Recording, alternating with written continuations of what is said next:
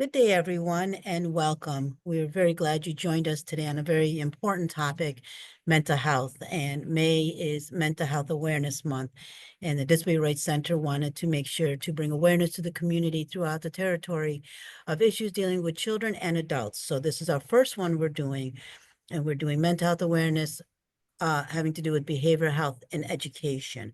We at Disability Rights Center work a lot with children in special education and know that this is a conversation that we need to have throughout the territory, both with parents, with service providers, advocates, and of course, educators. So welcome everyone, and thank you again for joining us. My name is Shami Carr. I'm an advocate at the Disability Rights Center. I've got my colleague here, Don O'Brien, if you'd like to introduce yourself. Good morning, everyone. I'm Dawn O'Brien. I'm an advocate and I work in the office on St. Croix. We're welcome to have you.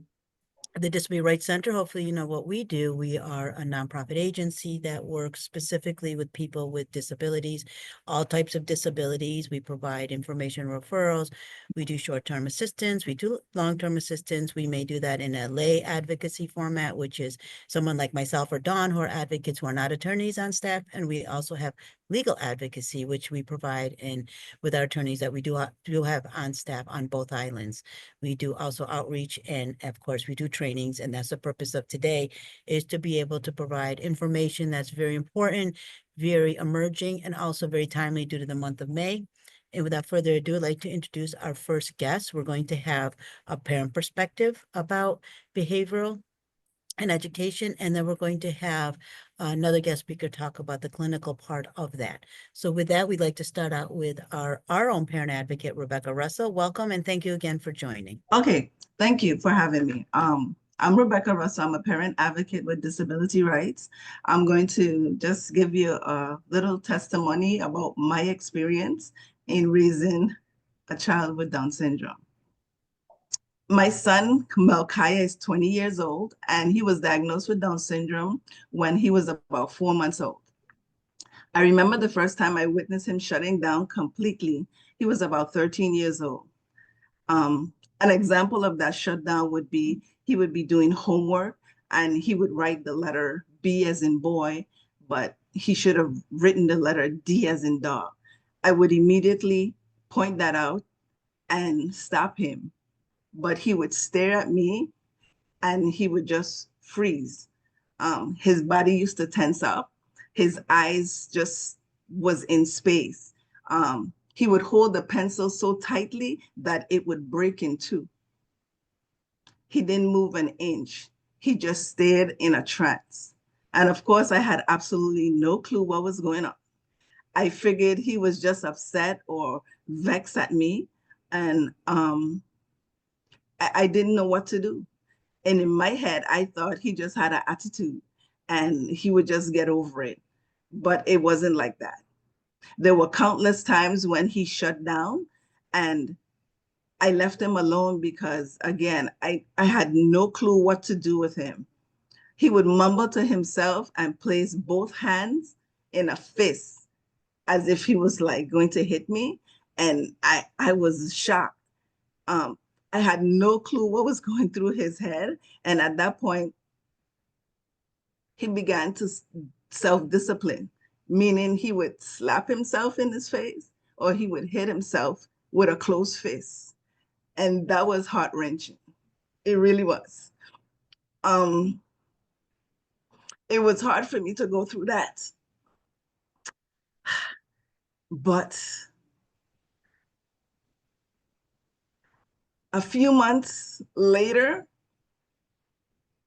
I knew I had to find an outlet, someone to speak to or an agency to help me.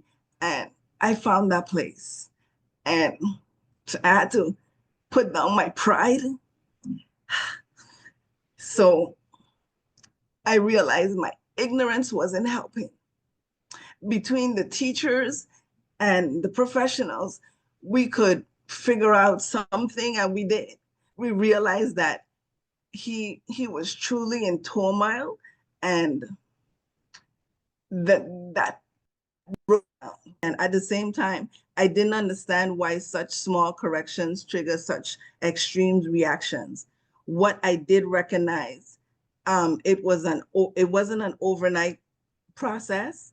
Micaiah was not misbehaving. He was experiencing what we later learned was behavioral trauma. Behavioral trauma refers to the psychological distress that arises from repeated or significant emotional stressors.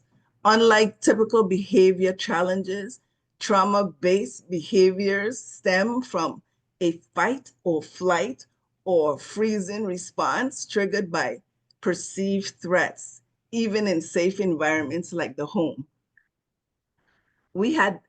He had developed a fear of making mistakes, and his self-harming behaviors were his way of coping with overwhelming emotions.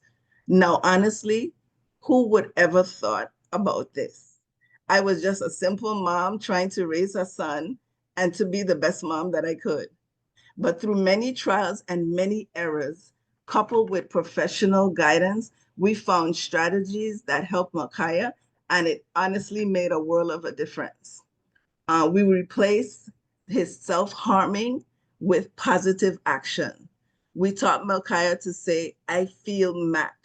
We automatically know that at that point, something was wrong, and we allowed him the space to try to communicate the best way he could, even with his AC device. We used visual clues and social stories. We created simple short picture stories showing him that everyone makes mistakes and that fixing them is part of learning. This helped him to understand that some mistakes aren't punishable. Building emotion and language, we introduced a homemade feelings chart with pictures so Micaiah could point out how he felt in picture form as well as words when he could find them, because he did have a speech impairment. With hands-on comfort, when he began to shut down, a simple hug made a world of a difference. It would release the tension that he had within him, and he knew that it was okay to make a mistake. We used positive reinforcement instead of focusing on what he did wrong. We highlighted his effort in what he did right. And instead of negative or corrective language like, no, don't do that, or you did that wrong, we learned to use positive reinforcement and redirection to encourage Micaiah without making him feel ashamed or fearful of his mistakes. This gentle redirection approach helped him very much. We supported him, the school personnel supported him, and it shifted his focus from mistakes to problem solving and learning, reinforcing, and it's okay to try again in a safe and encouraging way. As a parent, caregiver, our responsibility is to revisit our parental strategies. A new approach to supporting a child with behavioral trauma should be at our forefront. As parents and caregivers, we instinctively guide our children using methods we were taught or what feels natural to us. However, when raising a child with special needs, especially one experiencing behavioral trauma, we must be willing to rethink our approach and adapt differently parental strategies. What works for neurotypical children may not work for a child who shuts down. Reevaluating parent strategies is essential. A child with behavioral trauma does not act out of defiance, but out of distress. Their reactions can be rooted in fear or past experiences that make them feel very unsafe. Traditional discipline methods, such as firm corrections, timeouts, or simple saying, no, don't do that, may unintentionally reinforce their trauma, causing them to shut down and further or engage in harmful coping behaviors. We have to shift our thought process as the caregivers, as the parents, as the grandparents, from correction to connection. We must embrace the trauma-informed mindset, focusing on guidance rather than punishment, understanding rather than frustration, and redirection rather than reprimand. This may include recognizing the triggers, identifying situations that cause distress, and adjusting how we respond. Shifting our language is very important, moving away from the negative phrase like, that's wrong, to something positive. Let's try something else. Let's try another way. Fostering emotional safety, creating a home environment where mistakes are seen as learning opportunities rather than failures. Building trust and communication, encouraging children to express feelings through visual support, sensory tools, and emotional check-ins. Replacing self-harm and coping strategies, teaching healthier alternatives like squeezing a ball, deep breathing, or using calming visuals, or something as simple as take a walk. We have to seek resources and support, which is crucial. No parent or caregiver should navigate this journey alone. Seeking help is not a sign of failure. And I had to learn that. I had to learn that it is an act of love and empowerment. The Disability Rights Center is an organization that offers legal support, education, advocacy, guidance for family, resources for support groups, and advocacy organizations that provide tools to help children with special needs thrive. Embracing growth for both parent and child. Parenting a child with special need requires a willingness to learn and unlearn and grow. By revisiting parenting strategies, begin opening up new approaches and seeking resources, we can create much success stories. Our family transformation didn't happen overnight. Trust me, it was very hard and a learning experience for myself, his siblings throughout the years. But today, Milkiah no longer shuts down when faced with corrections. He now takes a deep breath when frustrated, and he finds his words and he let us know he's hurting. For my children and I, this was a success story, but it's not the only one. There can be many more. There are many more children like Milkiah who can learn healthier ways to cope with support, patience, and right strategies. No parent or caregiver should have to go through raising a child with disability alone. We can create change together. Every child deserves to be understood.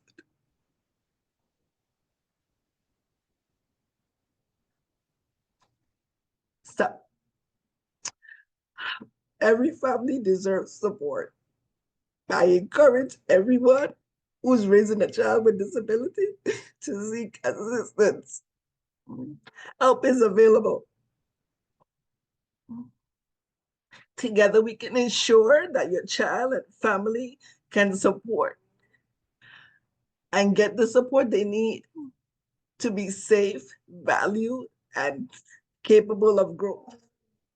Help is here, and you're not alone. Much gratitude and time and respect. Thank you. Okay, thank you, Rebecca, for that. I know it can be so, not just personal, of course, you know, it's your own child. I'm a mother as well, so I know that many of us are parents, but it is a journey not to be taken alone. That's why you've got advocates, and that's why Rebecca Russell is a parent advocate. She is a peer-to-peer support for you parents out there. You see, she's done it and been there. And so that's someone who can be an extra support to you. We have attorneys, we have lay advocates, we have parents, we have every kind of supportive advocacy that you may need as a parent. So please do reach out to us if you would like a parent advocate who's a parent. Miss Rebecca Russell is your peer advocate. So we just appreciate you sharing your story, you know, giving great information and great tips.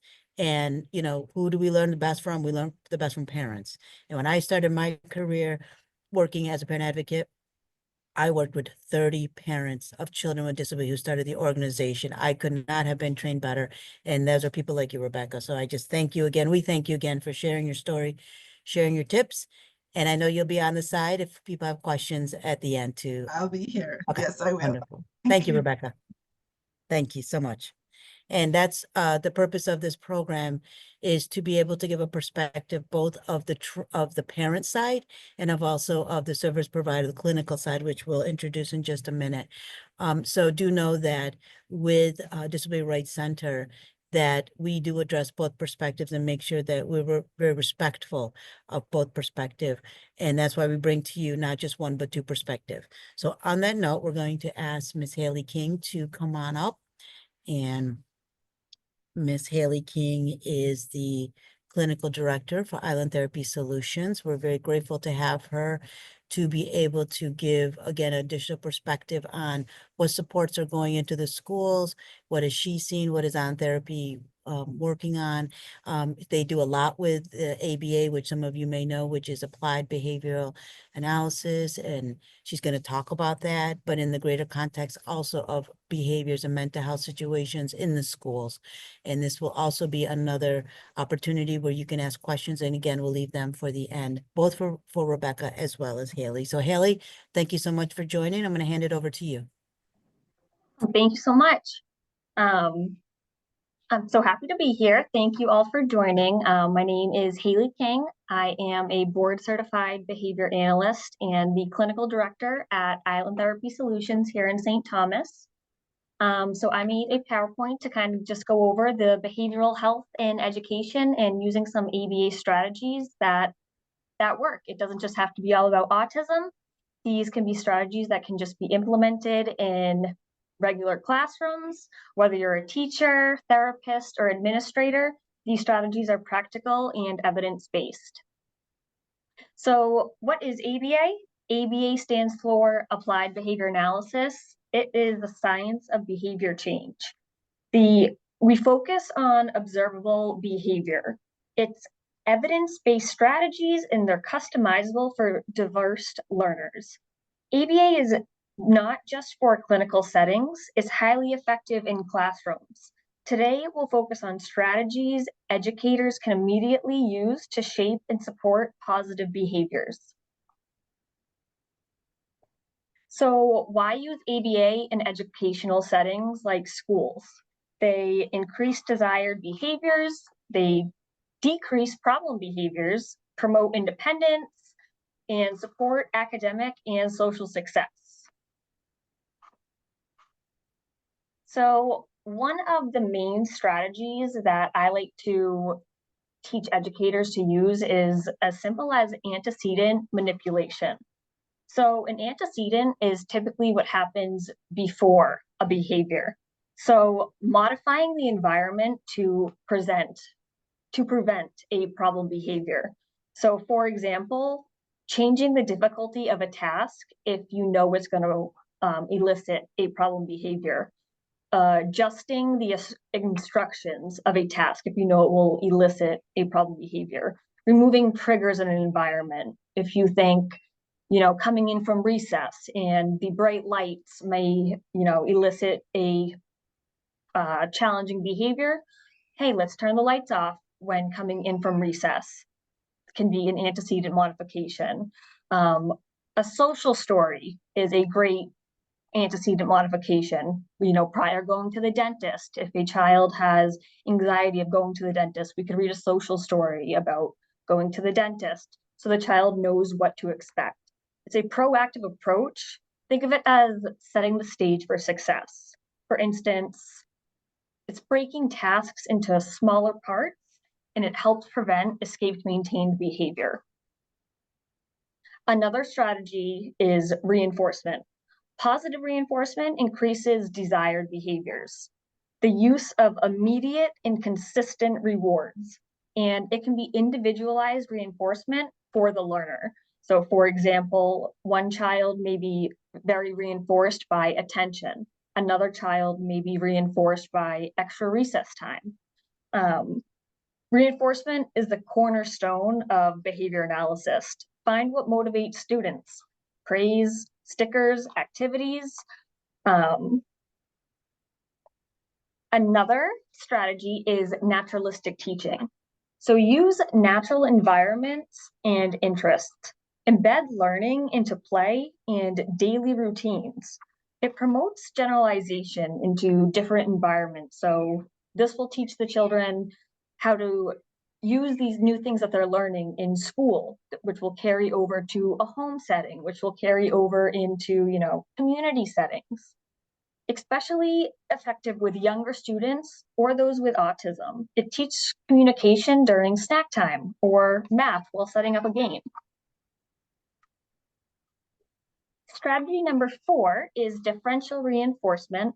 So this is when you reinforce a desired behavior, but not the problem behavior.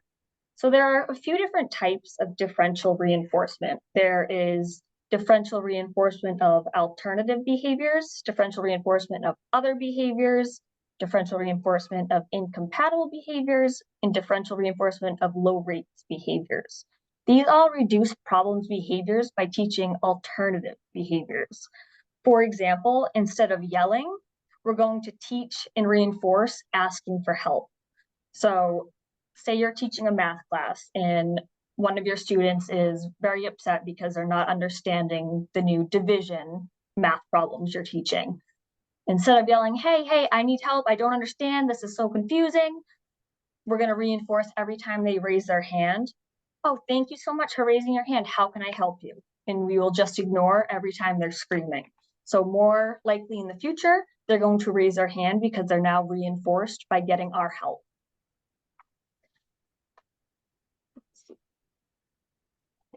Strategy 5 is using behavioral momentum. So starting with easy tasks to build momentum. It increases compliance with harder tasks.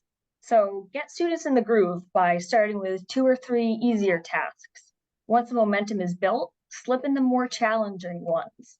So for example, when kids first get to school, the last thing they want to do is, start with a math test at 8 a.m.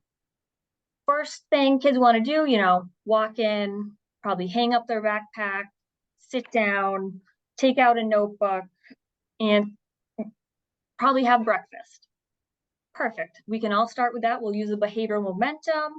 What's the first thing they do? Okay, maybe we can start with a few math problems, then we'll build up the work. Okay, let's do 1 paragraph of writing, and then we'll build up the work to less preferred activities until we're ready to do something more difficult, rather than just putting the least desirable activity first, which is going to be harder to tackle first thing in the morning. Strategy number 6 is using token economies. So you can earn tokens for target behaviors and then trade tokens in for rewards. These are visuals and they are motivating. So they're highly effective in classrooms, and if you keep it simple and predictable, it allows students to help set reward options. So you can say, hey, if all of you turn your homework in tomorrow on time, the whole class gets a token. And if by the end of the week, we get all the tokens for turning in all of our homework on time, you get an extra recess. That would motivate, most first graders to turn their homework in on time. That's a token economy. Boom, they all get extra recess. Another strategy would be utilizing group contingencies. So these are rewards for individual or group performances. So there are different types of group contingencies. There's independent, dependent, and interdependent.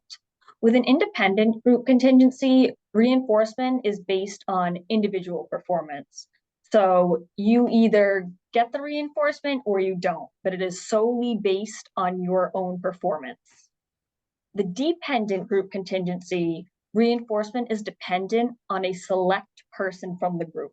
So you may not know, it could be the entire class, and say there's 10 kids, and little Johnny is the chosen one.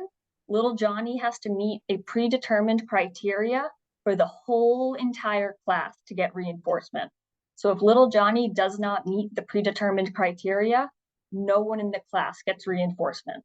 But if little Johnny does meet the predetermined criteria, the entire class gets reinforcement. So it's kind of like the all or nothing. So it falls all on one person's shoulders. An interdependent group contingency is reinforcement is based on the entire group. So this is almost an all or nothing as well, where reinforcement is based on the entire group.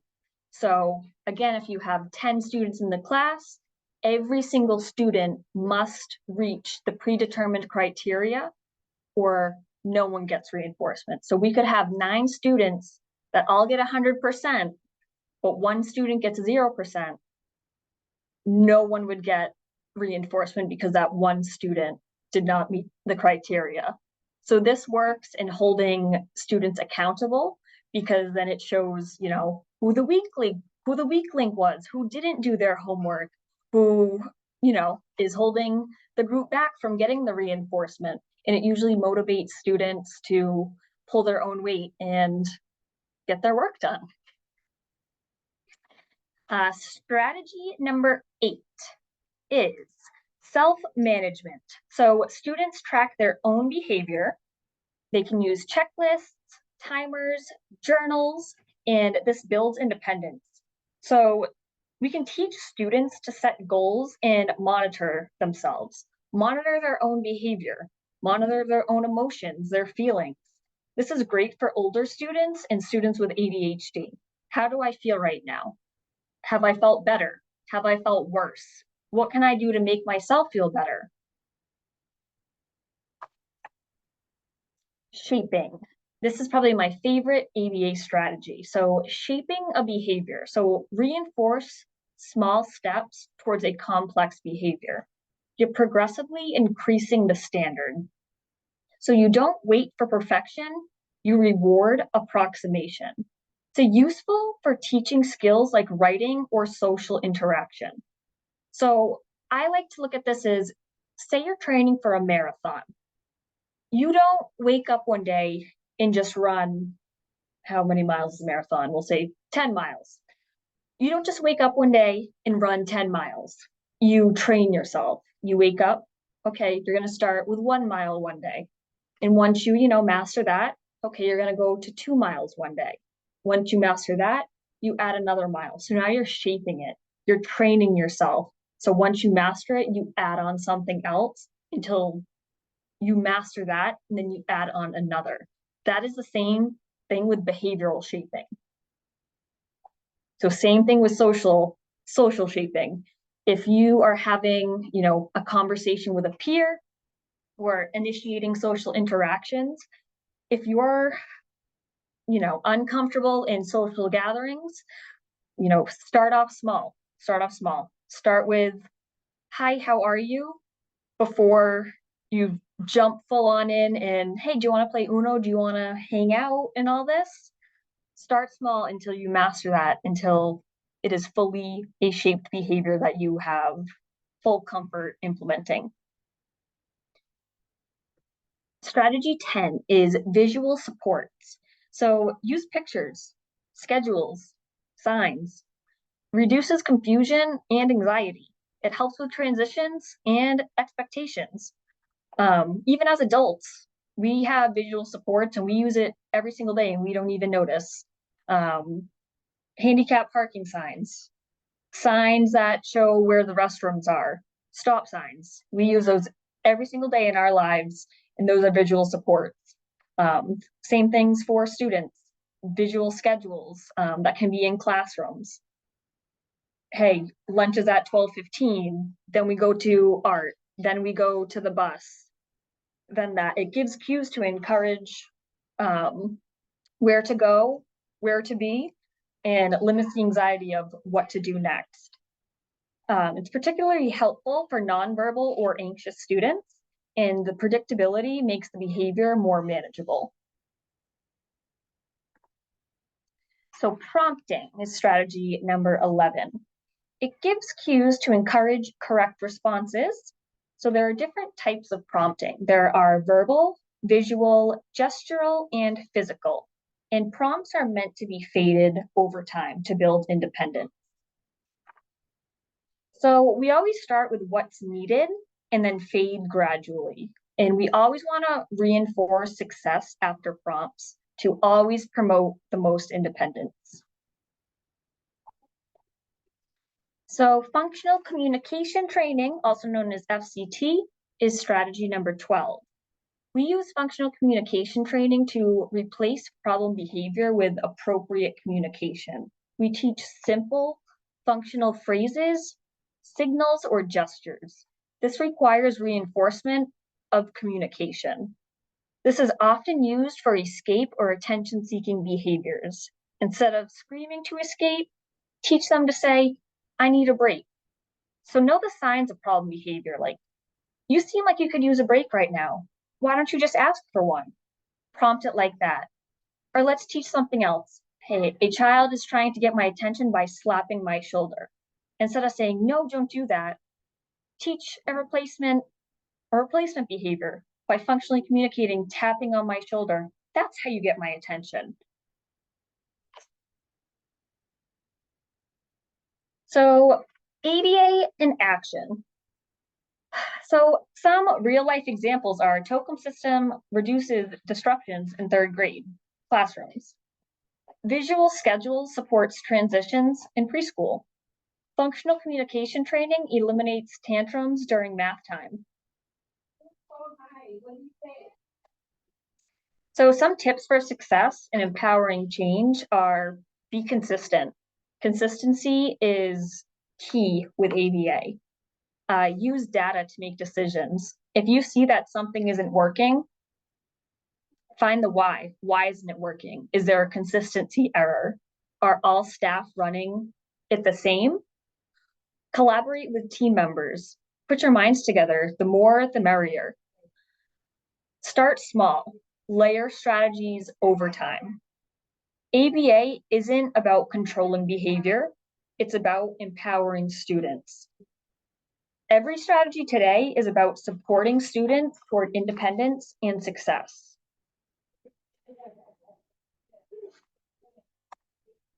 Thank you for your time and your commitment to helping students thrive.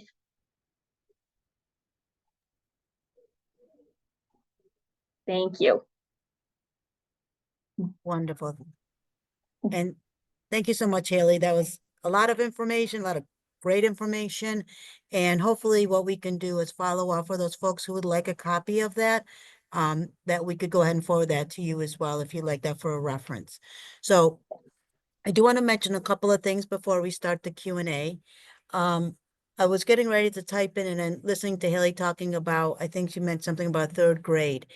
And this is both a parent and an educator perspective, that many a times we see students acting up, acting out of frustration, because around 3rd grade or so, many students start to be diagnosed with learning disabilities. And I think this is something that is just a manifestation of the frustration, or these, what Haley was mentioning was these antecedents, what's causing the frustration. And truly, we know that students would rather, honestly, be seen as a bully than a dummy. I mean, that is the honest truth of why kids do act out at time. They would rather have behaviors than the students know they're struggling, their peers. And so if we can be real about that and be conscious of that and know when particular disabilities have onset, so we know like learning disabilities are typically diagnosed around 3rd, 4th grade, we know there might be a behavior stemming from that. We also know that, for example, mental health diagnosed behaviors don't usually come up until about late teens or young adults. So if you've got a teenager, you know, maybe that's having behavioral. One never knows, that could be an onset of a mental health disability. Okay, so I just wanted to put a couple of those points in about, you know, things that you may see, what Haley was referring to as antecedents. We as parent advocates, we do work a lot. One thing we want to always let parents know is about their rights when it comes to what those behaviors and what are those protections. So if you have a child who has a disability, who's having behaviors, and you're not sure what it's stemming from, you can ask for what's called a functional behavior assessment, or an FBA.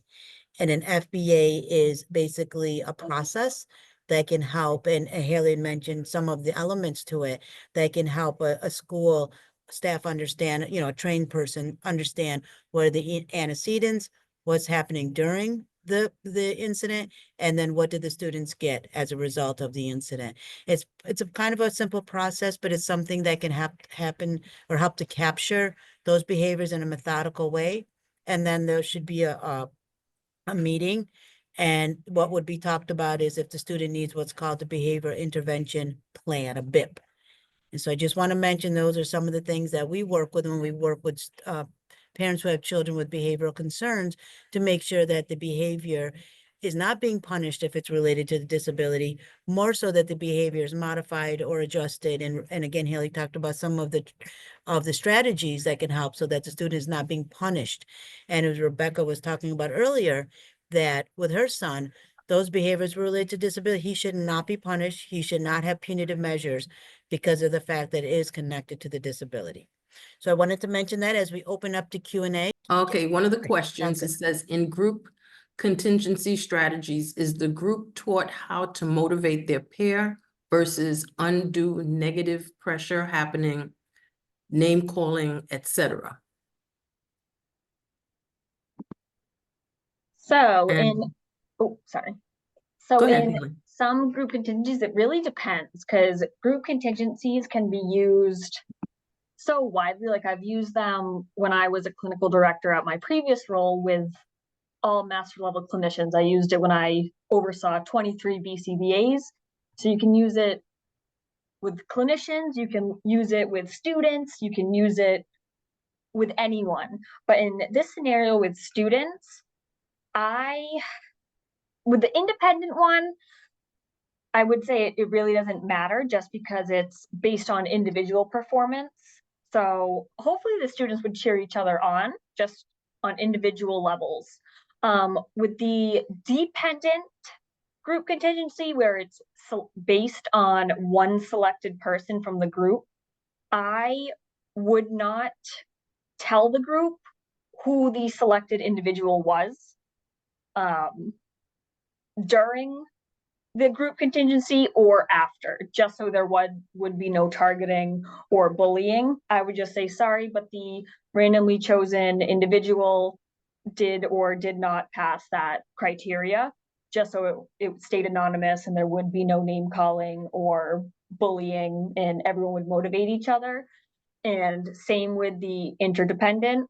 I would say, hey, the predetermined criteria is, let's say, 80%. You either did or you didn't get past 80%.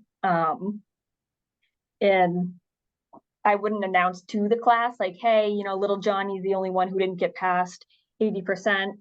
I wouldn't announce it to the peers, but at least the individual would know, hey, I was the one who didn't, meet the criteria. But I wouldn't explicitly say it to the entire class. But you could definitely motivate the class to cheer on the peers and give them some motivation to cheer each other on, because they all get the reinforcement if the team works out. Okay, thank Great. you, Haley. There's a comment in the chat. It is critical to work with non-English proficient parents and students. Can briefly speak for us, and then of course, Haley will jump in, is that we have the capacity to provide, services in multiple languages as well. We can obviously do Spanish. We know Creole is a big one. So if we get a request and we've had the capacity to be able to do that, whether it's a training, whether it's materials, or whether it's a one-on-one situation where they may need some short-term assistance or short-term advocacy. So that's us. Now I want to hand it over to Haley about Island Therapy Solutions. Yes, here at Island Therapy Solutions, we do have a couple Spanish-speaking families. And we do try to work with them. We really don't have any Spanish-speaking BCBAs at the moment. But we do have some translating staff who are able to help us translate to get information across to ensure the best services possible. Sounds good. And we certainly know that the atmosphere that's going on right now, we need to really be even more sure and ensure that we get this information to the people that we serve in other languages. So I'm glad that someone brought that up as well. And per, special education, they're supposed to provide the information in the child and parents' native language. So hopefully that is happening as well. I don't know if anybody I know we've got some folks from Department of Education, if they'd like to jump in and comment on that, just to educate the community about language acquisition and particularly under IDEA. Again, feel free to comment. Well, someone just indicated proprio is useful to translate. Ms. Jennings, could you expound on that? Good afternoon. My name is Miss Jenkins. I am the service coordinator for the Infants and Toddlers program in St. Croix. Proprio is a tool that we use to translate to our non-English speaking families. This can be also used to translate documents also. So if you have documents that are already done, you can use Proprio to be able to translate those documents. It can be done through the app, or you could scan a QR code, or you could just call the number, whichever is convenient for you. But that is something that we use. Also to kind of piggyback off of the question that you asked earlier about catering to the client's needs as it relates to their different languages.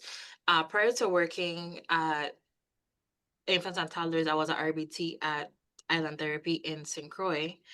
And I did have families that did not speak the language, my native language, and the documentation was in English. So I had to find translators to be able to get that information to me. So having these documents in their native language can be useful. It also mitigates a lot of the problems that we would have and eliminates that language barrier. So that is something that we could look into. Thank you for that. There was another question. Does sign language help in most cases for individuals who are nonverbal?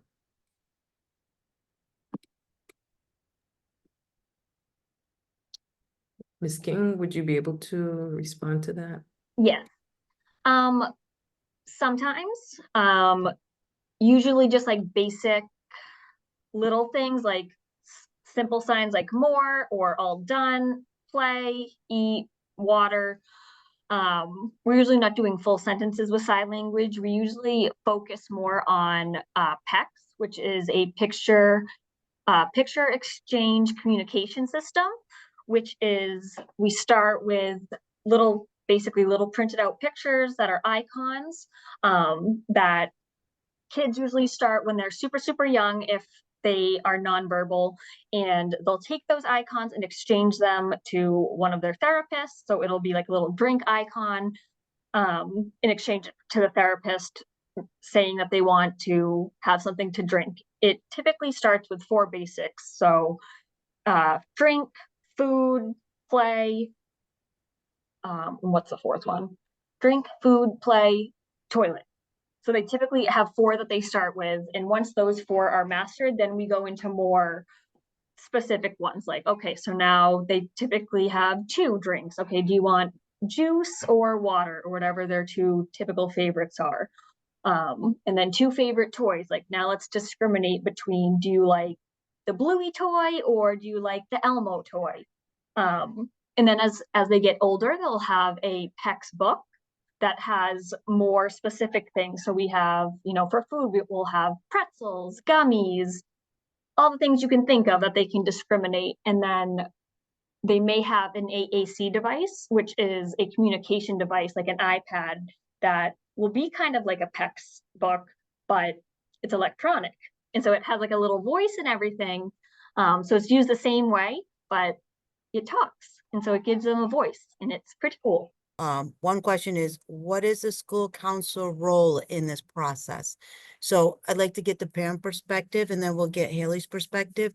And Rebecca, if you did have any like school counselors involved, and what was their role? And if not, I'll pass it over to Haley. School counselor should be able to provide resources for the parent. At the very least, and should be a support for the parent during the entire process and even during the IEP meetings. Yeah, they should be able to point you in the direction of some resources and yeah, be able to guide you in the right direction.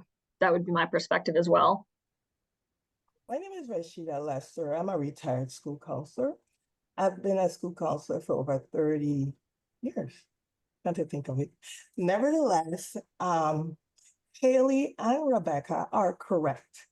That is the role of the school counselor, along with working with the parent if a referral is needed, to also provide the resources that are needed that are beyond school counseling or beyond the school community, as well as if there is a need for school counseling, it is sometimes indicated in the IEP. And so the school counselor would provide that type of counseling.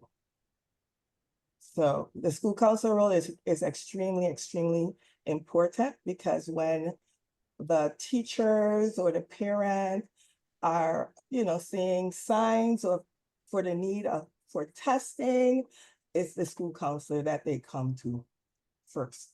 And then the school counselor guides them, and everything is turned over to the EDC program. I think it just shows how important, from the parent perspective, the service provider perspective, and also a previous school counselor, that it really does take a team, and it takes everyone to be able to support a child with a disability to be successful. If we don't support the child, then what are we doing? Where's the child going? There's a point to this of success, as we want for all students with and without disabilities. So, and I know, with school counselors, many times they're the first order or first person they go to, first point person. And so it's very helpful to know that, they can be the one to start, but they will also be the one to connect if the child needs more intensive services. Maybe they need to get their IEP updated. Maybe there needs to be a request for a functional behavior assessment. Maybe they feel that a service provider like Island Therapy Solution might be good for the students. So it's good that we know that school counselors play a very vital role, and we heard that from all perspectives. So thank you for that. Before we start the evaluation, I just really want to give a kind of a round of applause to our guest speakers. Gave wonderful information, wonderful insight, and just something, again, that we feel at Disability Rights Center, we cannot do a training without both perspective. It's very important that we have the parent perspective, and it's very important that we have the service provider. And we are the advocates, so we're happy to connect the parents with whoever you may need, including ourselves, certainly, for services. That, we're really pleased with both presenters. It's always a kind of an emotional subject coming from a parent, because you live it and you deal with it on a day-to-day basis. You deal with your child, and you're your child's number one cheerleader. So for Miss Rebecca Russell, heartfelt thank you. You had me kind of tearing up in the background. And we hope, everyone who attended today was able to get something, if not for themselves, but some information that they can share with others, because it's, you're not alone. We're here for you at the Disability Rights Center. And just know that we're always looking for meaningful information to share. We're always looking for meaningful topics. And when it comes to behavioral health and mental health, this is one of our passionate discussions. So again, thank you.